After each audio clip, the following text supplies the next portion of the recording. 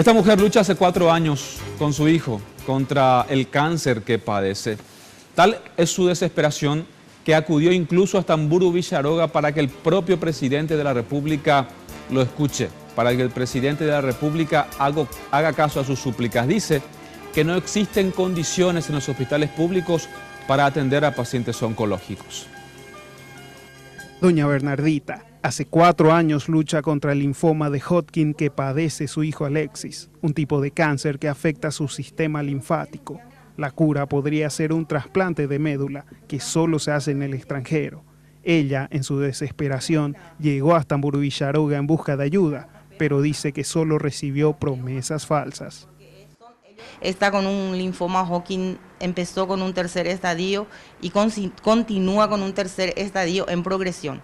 Es señal que todo el tratamiento de radioterapia y quimioterapia que se le hizo, absolutamente no le hizo efecto. Al contrario, hay progresión de la enfermedad. Entonces ellos sugirieron su ida al exterior, sea San Pablo o los Estados Unidos.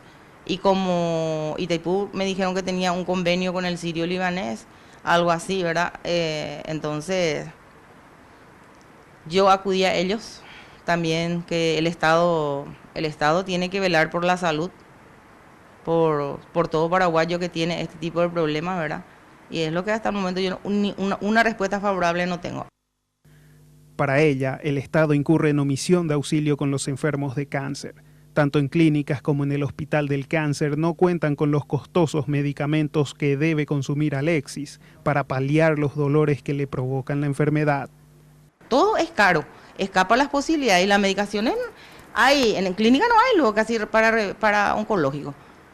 No hay PET scan para hacerse el famoso estudio que ellos te piden para ver en qué punto está la enfermedad. Es demasiado triste, es una desidia, pero criminal. En salud estamos, no sé